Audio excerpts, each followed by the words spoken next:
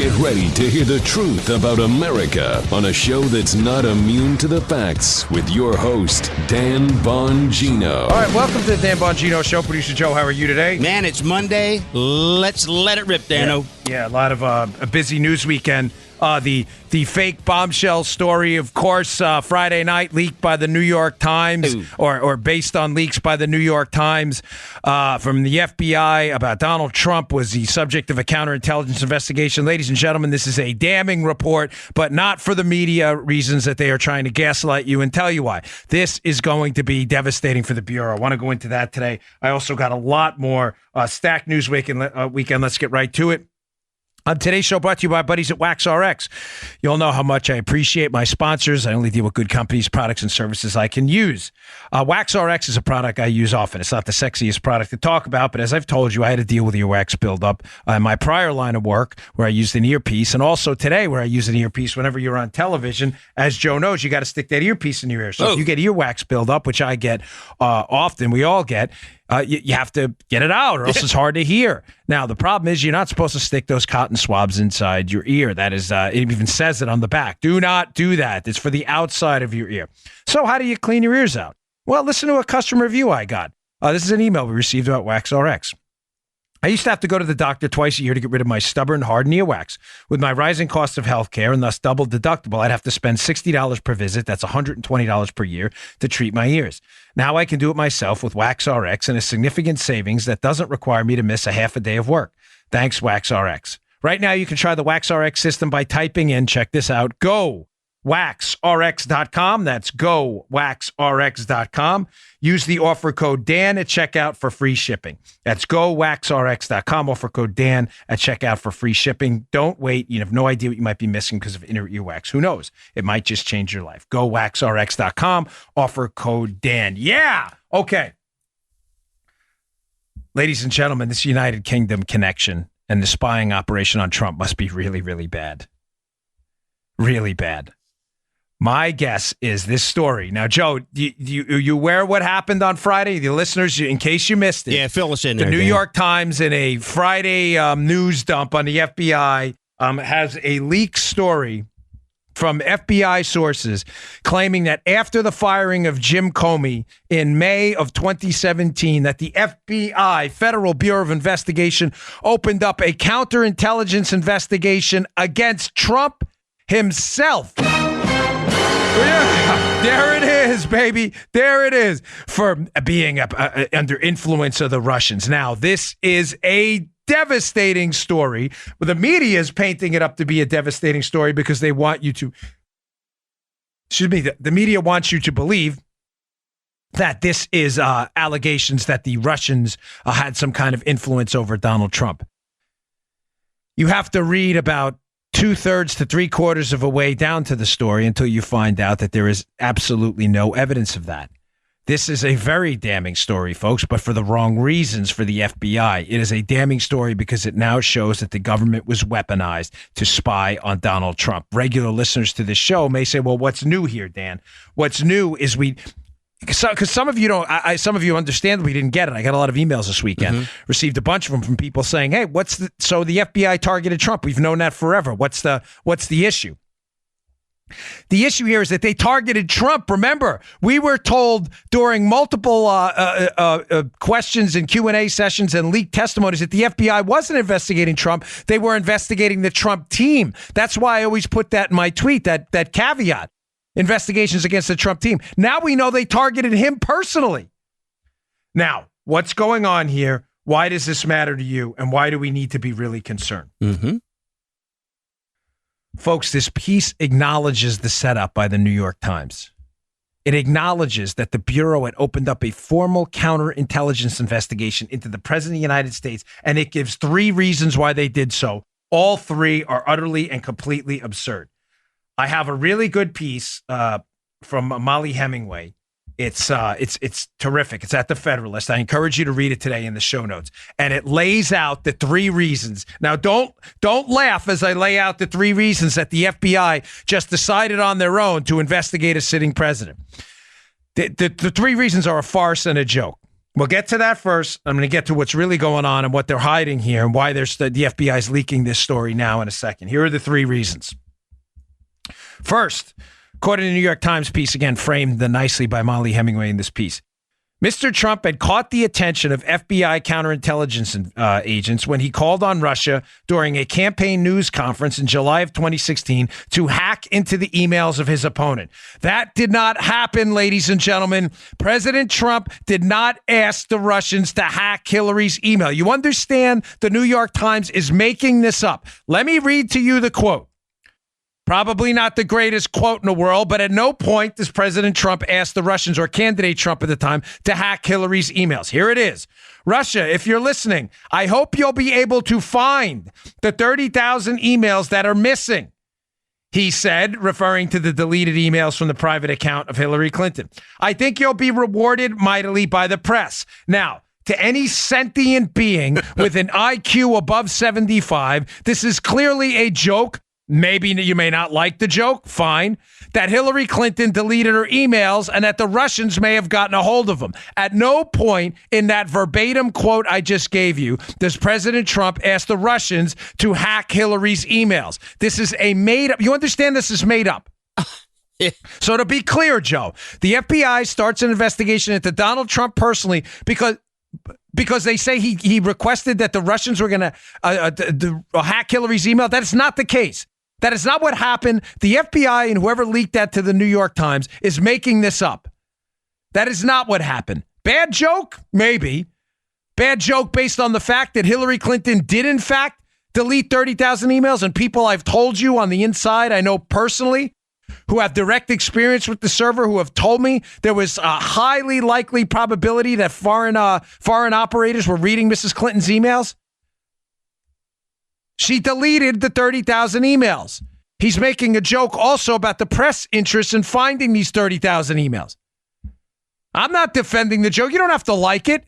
But you're going to start an FBI investigation about why didn't they start an investigation when Barack Obama shook Dmitry Medvedev's hands and I'll have a little bit more flexibility after the election. Yeah. Joe, why wasn't there an FBI investigation there? I don't know, Dan. And Joe, let me ask you a pretty simple question. Yes, sir. Now, the media is so dumb, and the liberal activists promoting this collusion hoax are so stupid. Joe, if you were a candidate for president and were working with the Russians as a Russian agent to hack Hillary's emails, would you stand up at a press conference and make a joke about it? Just a question. Yeah, thank you, Chucky. The most appropriately timed Chucky drop ever. With that, does this make any sense? Of course it doesn't. No. This is the media now fabricating a reason. So that's reason one. Now, I'm going to tell you what they're doing. Don't go anywhere. Why they're doing this. Reason number two they gave in the piece. That Mr. Trump had refused to criticize Russia on the campaign trail, praising President Putin. So what? So what? This happens all the time. This happens all the time. These are simple foreign policy differences. This is a matter of a difference of opinion on foreign policy. By the way, regardless of what you feel our appropriateness or lack of appropriateness of our dealings with Russia and the Trump administration, Trump has been harder on Russia than Obama. Remember the Hillary Clinton reset? Dude. I'll have more flexibility after the election. Obama and Medvedev? Folks, did you miss any of this? Do you understand what's going on here? We have a fully weaponized operation amongst the Federal Bureau of Investigation that is investigating a sitting president because they don't like his foreign policy and he made a joke. Do you understand how dangerous and damaging this is? The third reason, this one's the worst one of all. And investigators had watched with alarm as the Republican Party softened its convention platform on the Ukraine crisis in a way that seemed to benefit Russia. That is a myth that has been debunked repeatedly over and over and over again. I encourage you to read Byron York's piece that's linked in Molly Hemingway's piece about this nonsense, made up, fabricated, garbage talking point. Even if it wasn't garbage, if the GOP decides to change its foreign policy platform towards a foreign country in his platform. That is none of the FBI's business. Listen, I love you guys and women in the FBI I worked with. You were great people. But to the management at the FBI, you need to resign and find a new line of work. If you believe it is your job to police the foreign policy alternatives of presidential candidates, get out of the line of work, turn in your badge and your firearm immediately, surrender your pension, surrender your salary, and surrender your position tomorrow. You are a danger to the Republic if you believe this. I am being deadly serious on this. I was a federal agent too. I said on Fox and Friends this morning, I understand the awesome power of having the ability to take away someone's freedom. It is a frightening power when abused. If you believe for a second your role in the FBI is to police the foreign policy choices of a presidential candidate, then get the hell out. And get out right now. You are a danger, an existential threat to the Republic. Anyone who believes that. That is not your job. That was never your job. It's not your job to police the humor choices of a presidential candidate, however off color you think they are, during a presidential campaign. Not your job. That softening of the Ukraine position has been debunked. It goes back to an activist from Texas who was was on the platform committee when the GOP was putting together their platform, who suggested that they put into the platform that we arm the Ukrainians against the Russians. The language about arming was changed. By the way, Joe, none of this is in the Democrat platform. Yeah. Keep in mind, nothing about helping the Ukrainians fight the Russians was in the Democrat platform at all. The GOP platform was not changed. One activist wanted to add some language about arming, and the arming language was taken out and replaced with resources, like a little lesser kind of less hostile language. It had nothing to do with a changing of the platform. The platform condemned Russia repeatedly, and provided that we were going to help the Ukrainians fight back against the Russian incursion in Crimea and eastern Ukraine. That is a myth. It's debunked. The lady who introduced the language has debunked it. The GOP's debunked it. This is made up. And even if it was true, party platforms change all the time for all kinds of reasons. FBI management folks, this is none of your business. None. Dude. I know this is scary stuff. These 3 reasons are completely made up. Read the Molly Hemingway piece in the show notes. You will see how ugly this story is. It's the frivolous Bureau of Investigation at this point. Maybe the new acronym. Yeah. For these people at the top, at least. Frivolous nonsense. I mean, are you serious? Now, what's really going on? You may be saying to yourself now, I know because you are very smart. I read all your emails and you all get it. Why would someone at the FBI leak to the New York Times that they investigated the president of the United States based on, as Joe just accurately said, frivolous nonsense? Why would you leak a story like this, knowing that when you put all the media spin, which is all total garbage, by the way, aside, when you put aside the media spin and garbage, why would they leak a story that makes them look bad, that makes the FBI look like it investigated Donald Trump? Because they just didn't like him. Because, folks, I'm telling you right now, there are 2 things coming down the pipeline that are going to be devastating to the Bureau. The FBI needs to get out ahead. Remember, the Bureau is in right now a really, really bad spot. Their choice is bad narrative, worse narrative, or catastrophic narrative, okay?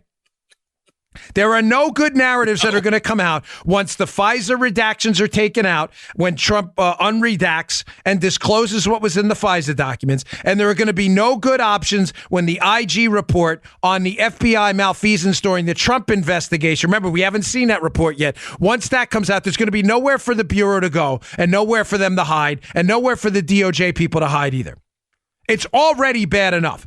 So the Bureau now is trying to give the bad narrative instead of the worst narrative and the catastrophic narrative. And the bad narrative is this, Joe. The bad narrative is he fired Jim Comey, playing into Russian hands to sow discord. Mark my words, you're going to see this. He played into Russian hands, sowing discord by firing Jim Comey. We suspected, based on a number of his public statements, that he could have been a Russian agent. Here's the information we based it on. And they're going to try to spin it their way to make it look like, I don't know any easier way to say this. My bad. Like the kids talk these days, right? Sorry. Yeah. Nelson Muntz.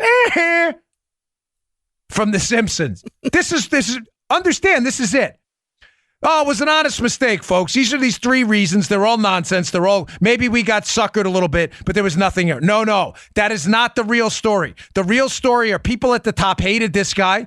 They were working clearly in conjunction with a bunch of people who should not have been involved in United States politics, notably the UK. When it comes out, it's going to look like an international operation to spy on and take down the Trump team, and the FBI wants the my bad narrative. The FBI wants the Nelson Muntz narrative. Sorry, we screwed up. They don't want the real narrative, that this was a deliberate attack on the Trump team in conjunction with international actors in a way to circumvent U.S. law, to spy on for political reasons and take the Trump team down because people at the FBI did not agree with Donald Trump and didn't like him. That's a fact, Jack. They are hiding this. Now, I have a bunch of stories today in the show notes that I need you to read. Some of them are older. From May of last year. One by Jeff Carlson, that was in The Market's Work, and one by Chuck Ross in the Daily Caller. That explains what I think they're hiding and they're trying to get out ahead of.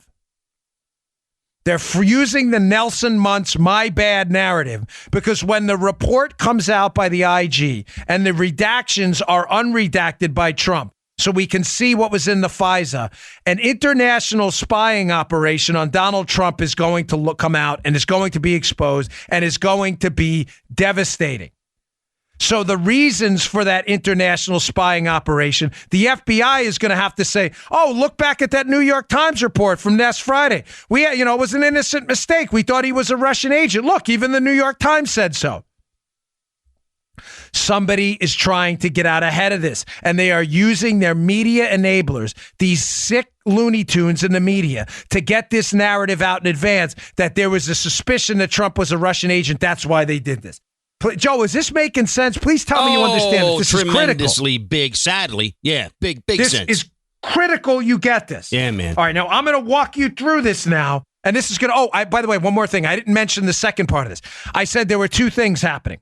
Number one is going to be, there's going to be a devastating IG report and FISA redactions that are going to show this international conspiracy to spy on Donald Trump. But secondly, a lot of folks are starting to leak out, Joe, that the Mueller report is going to be deeply underwhelming.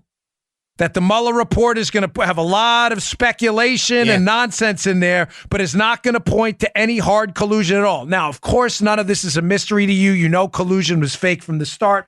Collusion's fake now. Collusion was fake yesterday. Collusion is fake today. Collusion will be fake tomorrow. It's a hoax narrative.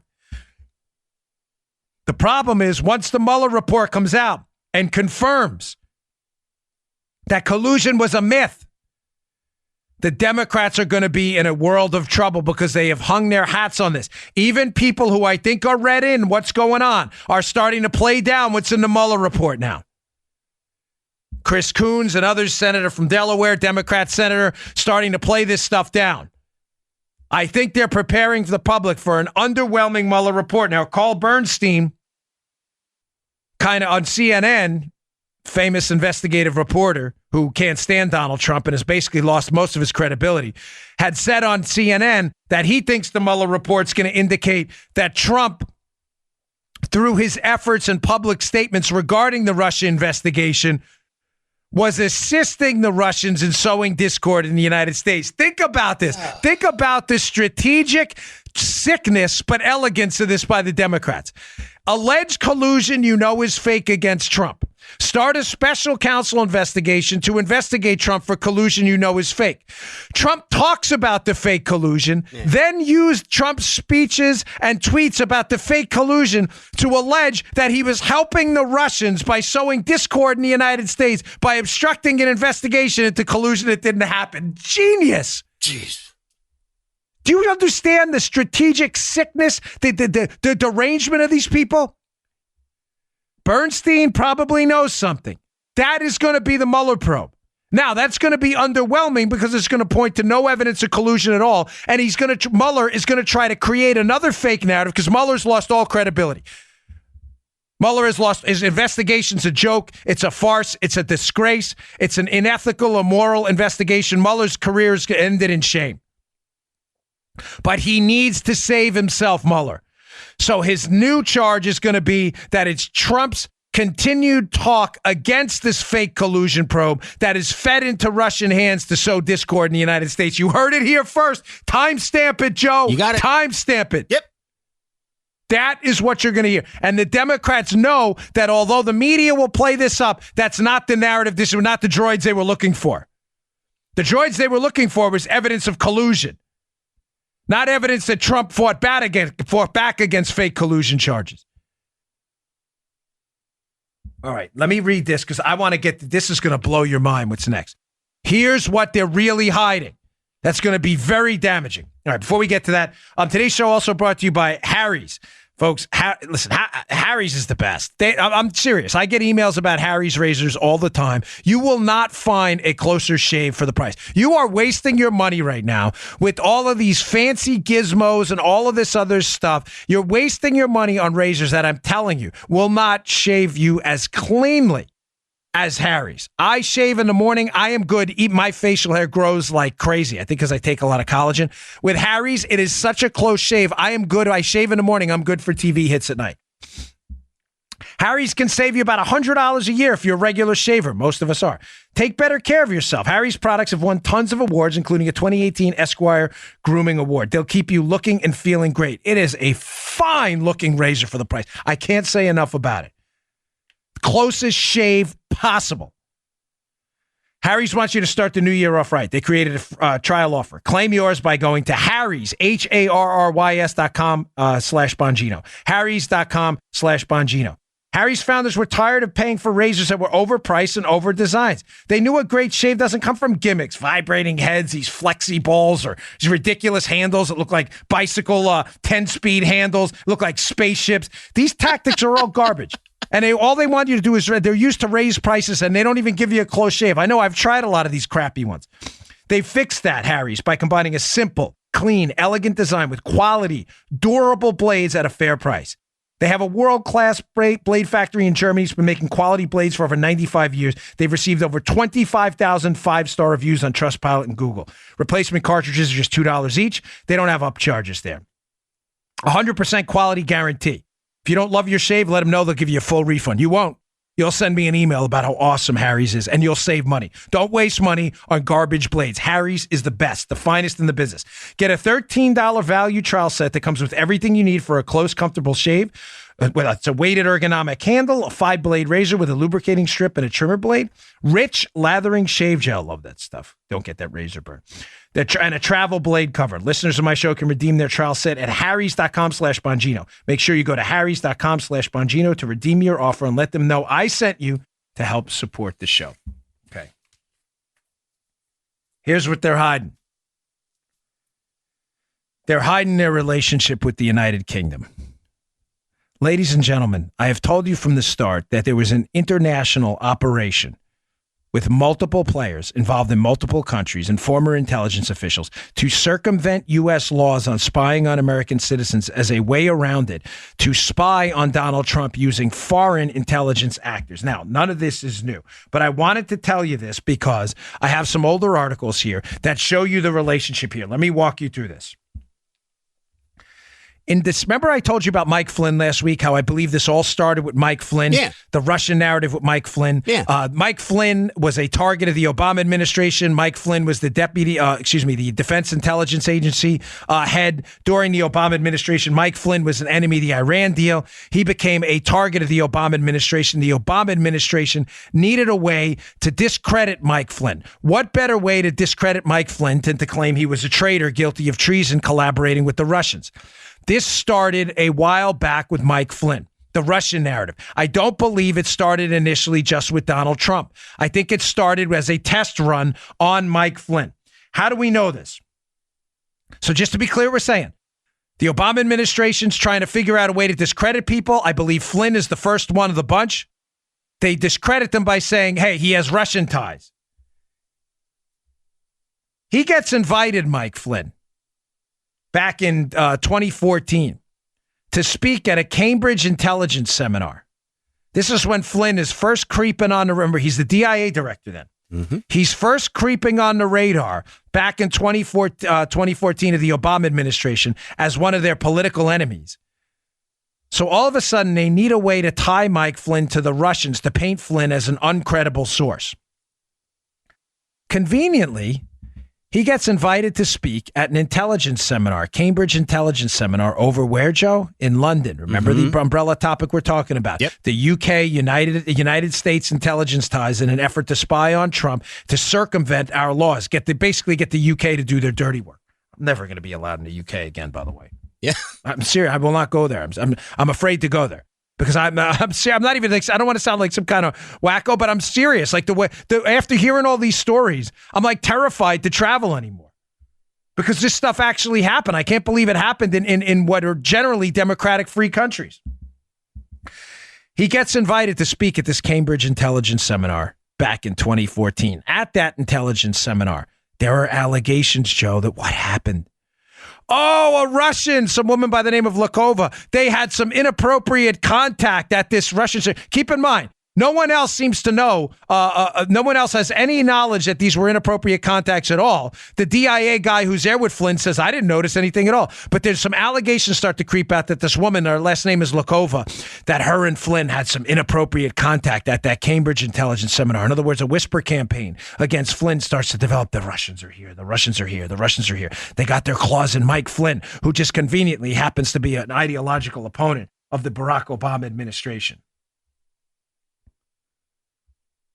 Now, who is involved with that Cambridge intelligence seminar? Who are members of it? Oh, Stefan Halper, the very same Central Intelligence Agency spy who has been reported to be constantly pushing Carter Page and George Papadopoulos about Russian. Hey, what do you guys know about the Russians? What do you know about the Russians? In other words, a spy working for Obama administration intelligence officials to try and probe and intersect with the Trump team to get information about the Russians. It's Halper, who is alleged by the media, by people who know him. If you read the Chuck Ross piece and the Jeff Carlson piece, it is Halper who is alleged to have leaked to the media that Flynn's appearance at this intelligence seminar that he's a part of in 2014, that he had some contact with a Russian woman. Oh, the Russians are coming. The Russians are coming again. What he's just telling you, this was the Obama administration MO from the start. A modus operandi was clear.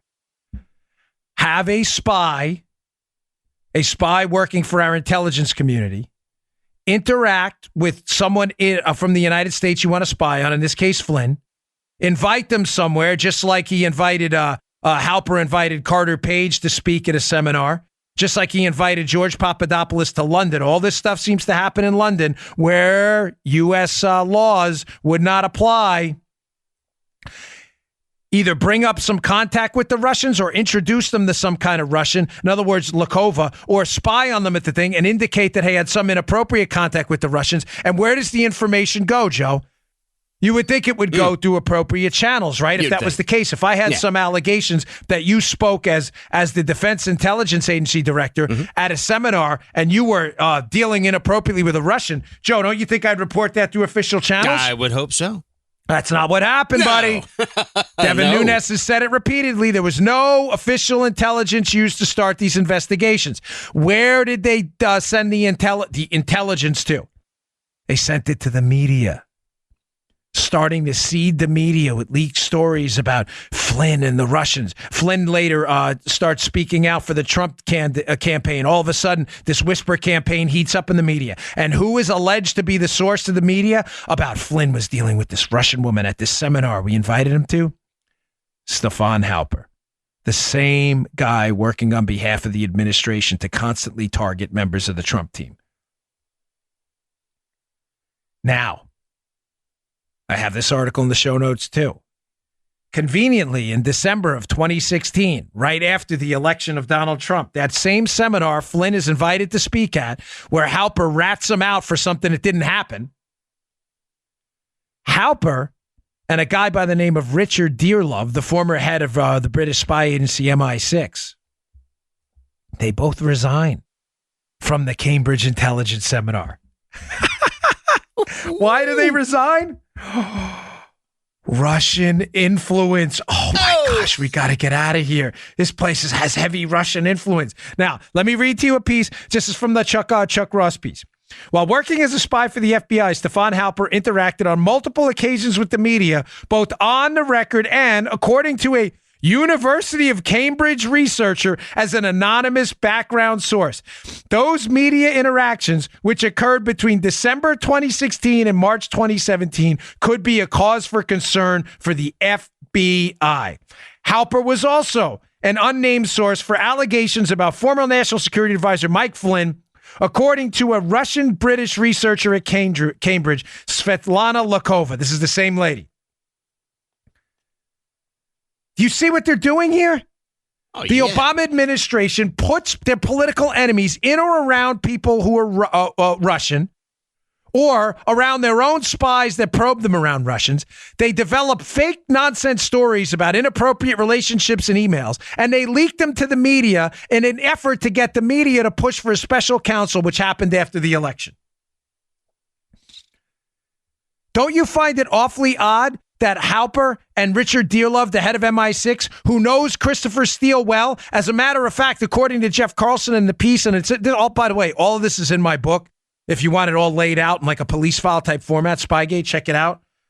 Again, I'm sorry, I don't mean to keep hitting you with the book, but it's all there. We put a lot of homework into this. Richard Dearlove, who sits with Halper on this seminar Flynn was invited to and is alleged to have conducted inappropriate contact with this Russian, according to Halper at least. Dearlove is alleged to be the person who told Christopher Steele to go to the British authorities with the dossier information. He knows Steele. He was Christopher Steele's boss. Steele's working for Hillary Clinton. They push Russian contacts and they leak it through the media. This is great. This is about Dearlove. Dearlove, he said he advised Steele and Burroughs, Christopher Steele, to work discreetly with a top British government official or pass along information to the FBI. Dearlove described Steele as the go-to person on Russia. So just to be clear, a former head of British MI6, Richard Dearlove, who sits on this seminar they invited Flynn to, they invite Flynn there. They then allege Flynn had inappropriate contact with a Russian woman. It's fake. It's false. It's made up. They then resign Dearlove and Stefan Halper after the election of Trump from this same board, claiming the Russians were influencing it inappropriately. It's alleged that the exact same time Halper starts leaking to the media and becomes a source for the media about the Trump administration and Russian contacts. By the way, that was his event. He was the one. Dearlove was involved in getting this event going. It's unbelievable. It really is. It's so. I've got how some entrepreneurial media type is not looking into this is just beyond disturbing. It really is, folks. It's so bad. Now, a lot of you have asked, who's the grand poobah here? Who's the one coordinating all this? Folks, listen, there's no easy answer to that. The hallmark of a conspiracy theory, as I've said repeatedly, are easy answers. There are never easy answers in government. There are people with sometimes symbiotic motives, sometimes conflicting motives. A lot of these motives are political. Some are just visceral. Some people just can't stand other people in government and want to see them pay a price. But I can tell you, I believe there are a number of key players. I believe Flynn was a key player on the protagonist side. I believe Brennan was a key player on the antagonist side. But one guy who keeps creeping up, his name under the radar that you might not have heard for a long time, who's interesting in this case. And I say interesting because the connections here are deep. It's a company by the name of Hacklet, but the people who sit on that board of Hacklet are fascinating. Hacklet is a fusion GPS type firm, a private market firm stacked with former British officials. And on that Hacklet board sit some very interesting folks. When Halper wrote a book, as a matter of fact, Stefan Halper authored 2 books. This is The Spy working to set up the Trump team and Mike Flynn. He authored those 2 books with a guy who sits on the board of Hacklet and is their U.S. representative. Remember, Hacklet are a bunch of former UK spies and intelligence-connected people who work in the UK. So Halper, the spy working to set up with the Trump team, wrote a book with the U.S. liaison for Hacklet. Alexander Downer, who has that infamous sit-down with George Papadopoulos, is a former board member for Hacklet. Dearlove, the former head of MI6, is deeply connected to a number of people involved with Hacklet. Christopher Steele is associated with Hacklet. All these people work for this former Fusion GPS type firm, which seems like a perfect way to do an end around official intelligence channels by running it through a private operation. Now,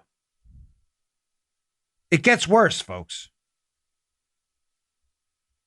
Sir Andrew Wood, who is a former British ambassador. Think about I'm talking about, again, how this is a devastating United Kingdom foreign intelligence operation designed to take down the Trump team. Right.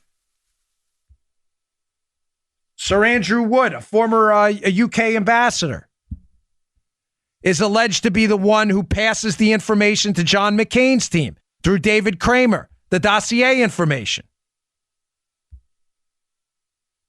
Dearlove and Halper, again, Dearlove, former head of MI6, starts the intelligence seminar operation that they invite, Flynn to talk at.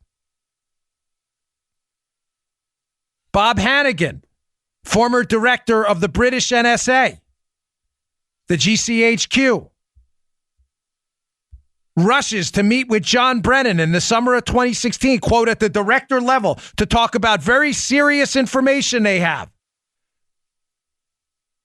Right after that, Brennan goes and briefs politicians, including Harry Reid, up on Capitol Hill about information that only appeared in the dossier. Ladies and gentlemen, what is this telling you? It is so obvious at this point.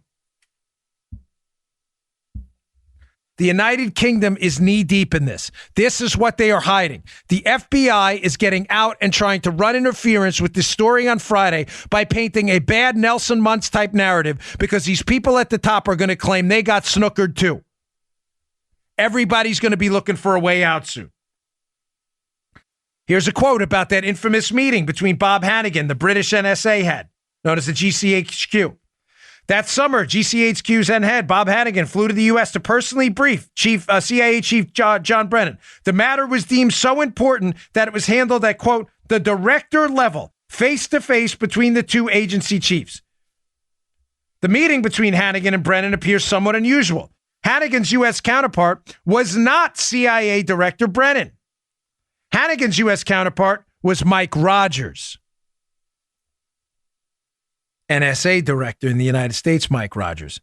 The very same guy who exposed abuses of the NSA database being used to spy on people. In other words, Rodgers is a good guy. The UK probably figures it out. He's not a, quote, team player, so they have to go to who? The biggest rat of all, John Brennan, who they know is a total political hack and will work with them. Oh, boy. Oh, here's another great line. Talking about Dear Love. I said this before, but this is important. Dear Love, former head of MI6. Dear Love advised Steele and Burrows, these are two partners in the dossier, to work discreetly with a top British government official to pass along that information to the FBI about Trump. Who's that top official? Who's that top official at the FBI? In the British government. Folks, this thing is ugly. It is really ugly. Now, Lisa Page's testimony, the FBI lawyer, which we covered last week, which Jeff Carlson at the Epoch Times got a hold of.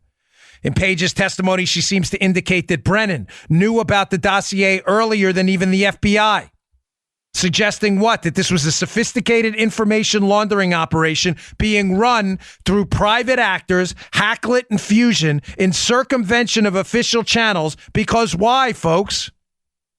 And being passed through John Brennan, who then passed it to political folks up on the Hill, not through official channels, because the information was garbage. Don't you see what's going on?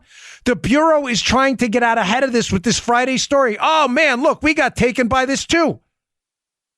Because what's going to eventually come out is a bunch of non-official, non-state actors, some state actors through unofficial channels, worked outside of the normal means of communication because the information was false. Many of them knew it was false and discredited. If they ran it through official channels, it would be discredited and debunked. So what did they do? They ran it through companies like Hacklet people, Fusion, using their contacts to shake trees, pass it to John McCain's staff over at David Kramer, pass it to Jonathan Weiner over at the State Department, pass it through Sidney Blumenthal, pass it to Bruce Orr, to Christopher Steele. You see how none of this is entirely atypical? This has meant our official intelligence channels to stop fake information to making it in front of the president's desk. You see now why that PDB, the Presidential Daily Brief, and the Nunes press conference in March of 2017 were so devastating when Nunes comes out after reviewing information kept only at the White House, and he says, this was stuff here entirely unrelated to Russia. What he probably saw was briefs the president was getting, kept at the White House, cataloged at the White House because they thought Hillary Clinton would win and they could scrap it, that indicated that Barack Obama was getting unvetted, unofficial channel intelligence onto his desk as a reason and a means to politically spy on Trump. It is obvious what's happening here. Now, I want you to keep a name in mind here.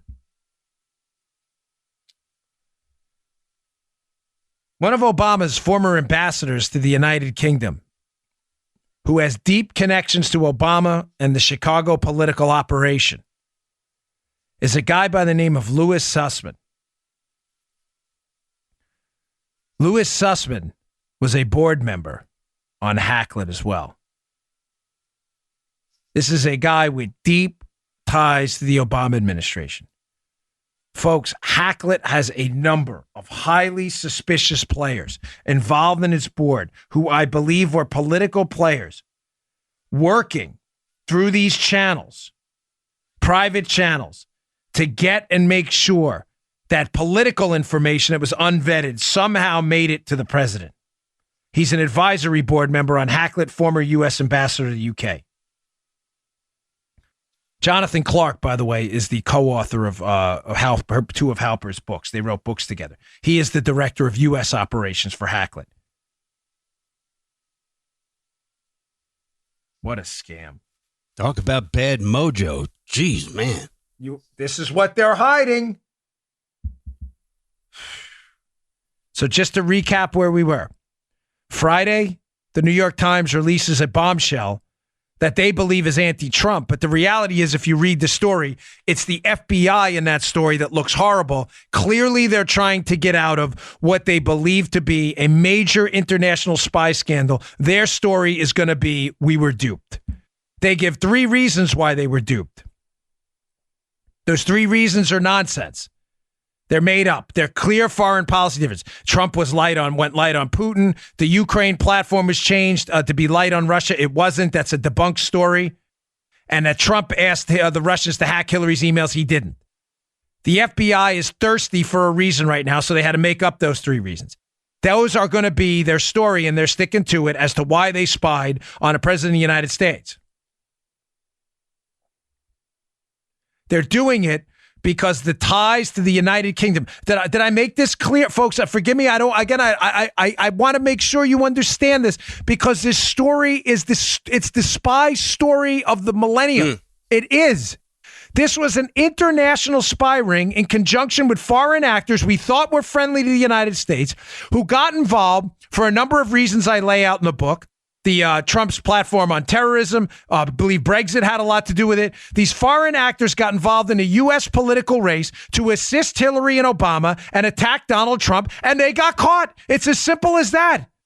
Nearly every significant player in this investigation, Halper, Downer, Steele, Dearlove, Brennan, has some connection to a UK or London-based operation that went on. Where does Victoria Nuland, the Obama administration State Department crony? Where does she approve the meeting between Gaeta from the FBI? Where does she approve the meeting to happen and Steele in London? Everything happens in. Where's the Papadopoulos meeting with Downer about the alleged Russian emails? London. Where's Mifsud, who tells Papadopoulos allegedly about Hillary's emails? Where are his connections? His connections are to UK intelligence. Just look at the pictures on the internet. Claire Smith, the Link campus in Rome, where they Claire Smith for a big heavy in the a heavy influence. I mean, in the UK intelligence community, they have photos together on the internet. This was a setup. Players from the UK were heavily involved in this. Obama's deeply connected ambassador to the United Kingdom, who knows the whole Chicago machine, Sussman, sits on the board of a company that is tied to nearly every significant player in this international spy operation. Hannigan, the head of the British NSA, comes over to fly to talk to Brennan. He doesn't talk to Rogers because Rogers is a good guy. Hannigan talks to him about what? About the Trump team and their spying efforts. Conveniently, right after Trump's inaugurated president, what does Hannigan do, Joe? Hannigan resigns unexpectedly. There's even suspicion based on public press reports that he did so because he got caught in a major international spying operation. Now does it make sense why when Trump said he was going to redact the FISA documents, Joe, what was the reason we held back? Because the UK and other foreign actors complained. They've been exposed. The FBI is trying to get out ahead of this. All right, let me get to a few other things here. Today's show also brought to you by buddies at Genucel. Hey, everyone, 2018's in the books, which means that turkey neck and double chin are not getting better by just ignoring them. Gobble, gobble. Unfortunately, they'll be getting worse. So if you missed out on Genucel's outrageous Christmas sale, today is your lucky day, because now the brand new Genucel jawline treatment is yours absolutely free when you order Genucel for under eye bags and puffiness. My mother-in-law loves this stuff. Loves it. This stuff works. It's the real deal. But wait, Paul, are you laughing in there? I can hear her laughing. We got like a video running at the same time. We're testing some stuff. She loves it because she knows it. Here are also 3 free gifts you will get for the next 2 weeks only. The Genucel immediate effects for results in less than 12 hours, and the Genucel XV, our most advanced collagen builder, anti-wrinkle treatment, and Chamonix will even throw in the Genucel eyelid treatment. Ladies and gentlemen, you'll never look better with this stuff. It's really great. That's 3 free gifts, but you have to hurry. Text the word YOUNG to 77453 because that's how you look. Text the word YOUNG to 77453 or go to Genucel.com. Go to Genucel, GENUCEL.com in the next 20 minutes, and you also get free express shipping. Call or click now. Hurry. Free gifts for a limited time while supplies last. Text YOUNG to 77453 or go to Genucel.com. That's Genucel.com. It's a really great product. I see you messing with the computer in there. My wife. Yeah, we got a lot of surprise. We're trying to work out the kinks on the video side, so we're trying to do some simulcasting stuff both ways. All right, folks, this is going to be bad. They are. That's what they're preparing for. They're preparing for being outed by the FISA redactions. They're also preparing for the Mueller report, which is going to be incredibly underwhelming, and they need to get out ahead of this because everybody needs to explain a reason why they were spying on a presidential candidate.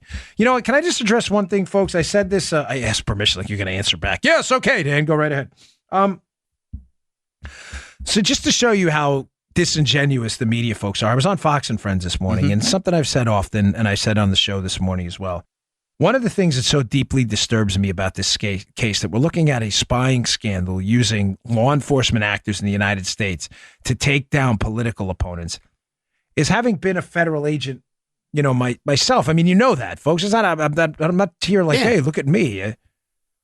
Is when you're actually there and you put handcuffs on someone and you see the ramifications of what, these are bad people, granted. I'm not absolving what they did. I'm just telling you my story. I'm just telling you the truth. It bothered me.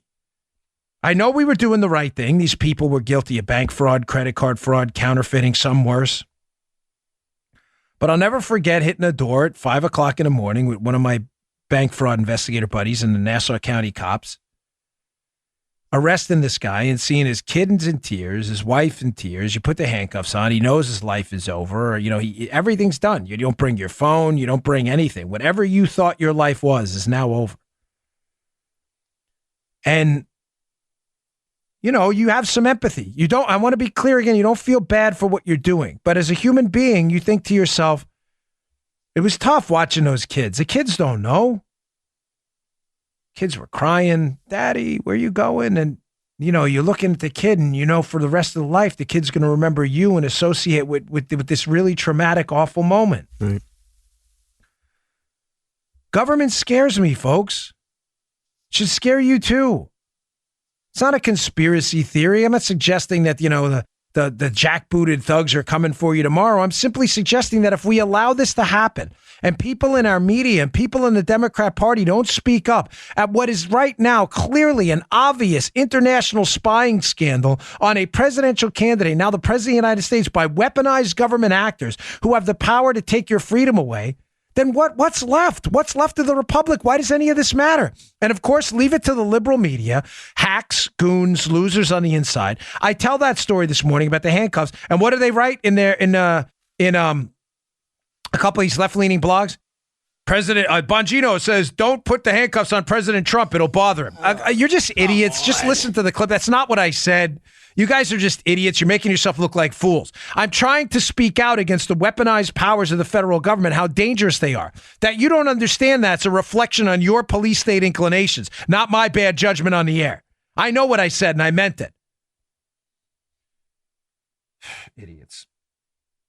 Okay, on a couple other topics, there's a lot going on. The government shutdown continues. Listen, buckle up. Get ready for a fight. This could go on a long time, folks. I'm ready. You need to be ready, too. We fold here. The Democrats are going to do nothing but build the momentum if they win this fight to impeach President Trump. I know it. You know it. I have an article by Matt Palumbo, my resident fact checker, up on the website at Bongino.com and in the show notes. It's a must read. And I want you to send it around to your liberal friends and ask them what about the article is untrue. The article is about do walls work or not. So the liberals say they're into facts and data. They're not. They're into talking points. But let's use some facts and data. There are some facts and data out there on where walls have been implemented and what happened. So Matt gives two specific examples. The first one being a wall that was constructed between Hungary, the country Hungary, and Croatia when they had a refugee crisis. They built and constructed a barrier between Hungary and Croatia. What happened? The population of refugees streaming into the country through that wall dropped 99%. Look at the chart. You don't have to agree with the policy, the approach of Hungary to the situation. That's fine. But when you look at the pure data on obstructions and physical barriers to unmitigated illegal migration into countries, the facts and data are clear. But I know you're not interested in that. Liberals, that is. Secondly, Israel, 2002, West Bank border wall. They had a terrorism problem. They still do. That terrorism issue was cut in half, the terrorism incidents after they constructed that border wall in the West Bank. 2010, Israel constructs a border wall on the Egyptian border due to unmitigated refugee flow. Drops from 10,000 to near zero, the flow of refugees into the country. Don't tell me it doesn't work. Argue your case in a different way, because that's not it. Walls don't work is not the issue. The issue is whether you agree with open borders or not. Walls work. It's clear as day. This is a nonsense talking point. It's a short piece by Matt. I have it up at the website. I want you to check it out. A couple of quick news stories here. There's an NLRB ruling. This is a critical rule. The NLRB, National Labor Relations Board, is looking at tossing out a ruling. This is just another one of those stories that makes you wonder why sane people have any allegiance to liberalism at all. It's not for sane people. It's for emotional people who have no allegiance to facts and data. So there was this ruling, the joint employer standard, and the gist of it was the NLRB under Obama wanted to make it easier for people to unionize. So through that, they created through this ruling a joint employer standard, meaning if you were a franchisee, that the franchise, if they had any kind of say over how you trained or policy-wise over your employees, that franchisor and the franchisee they were considered a joint employer, and the franchise operator could be held accountable. This was done for a simple reason. They wanted to unionize people who work for fast food chains. This is to get union money into Democrat coffers. As simple as that. It was a way to hold McDonald's responsible for McDonald's franchisees. You get it? Because of the fast turnover, too. That boom, boom, boom. Yes, exactly. And then, remember that? Yeah, you remember that show. That was good. This is exactly what happened. They wanted to unionize people. They needed it. They need these unions. So the joint employers standard was implemented. Well, of course, liberalism always backfires and slams them in the face. Well, what happened? Because any kind of a training program sent down from, say, a McDonald's to its franchisees was considered a joint employer thing where McDonald's could be held accountable. What happened? Franchisees were then on the hook for all these training costs. Also, what happened as a result of the joint employer standard? Lawsuits went up 93% because why? People found out now they can not only sue the franchisee, but McDonald's headquarters as well and get maybe a couple million out of them instead. Lawsuits went up through the roof. Training budget spiked. One employer, I was reading a Wall Street Journal piece, said his training costs spiked 300% because they're now any association with headquarters central, destroying basically the whole franchise model, and the benefit for doing so would result in this joint employer implementation. Folks, this was a scam. The Trump administration, thankfully, is looking at getting rid of this. They can't do it quick enough. I encourage you all to speak to your congressman and senator and tell them to get the NLRB to scrap this nonsense, this joint employer standard. It's destroying our economy, costing a ton of money, potentially hundreds of thousands of jobs, too, for small businesses. It's a total nightmare. All right, folks, I appreciate you all tuning in. Today's an important show. You know, I know it's been going on for a long time. But you have to, today's show, the purpose of it was to take it out again to 30,000 feet and to look at it from a bird's eye view. What are people hiding? Why was this story leaked on Friday? Where are the connections? Why is it so damaging? That's what this show did today. All roads lead back to a foreign intelligence spying scandal that is going to be a huge black eye in the FBI, and they are trying to get out ahead of this. All right, thanks again for tuning in. Please subscribe to the show. It's what helps us move up the top charts on iTunes, Podbay, and other measuring metrics that measure top podcasts around the country. We haven't been out of the top 50 in forever in our category, so we really appreciate it. The subscriptions do that. Subscribe on iTunes, subscribe on iHeart. You can follow there. It is all free to you. We really appreciate it, and I'll see you all tomorrow. You just heard The Dan Bongino Show. You can also get Dan's podcasts on iTunes or SoundCloud and follow Dan on Twitter 24/7 @DBongino.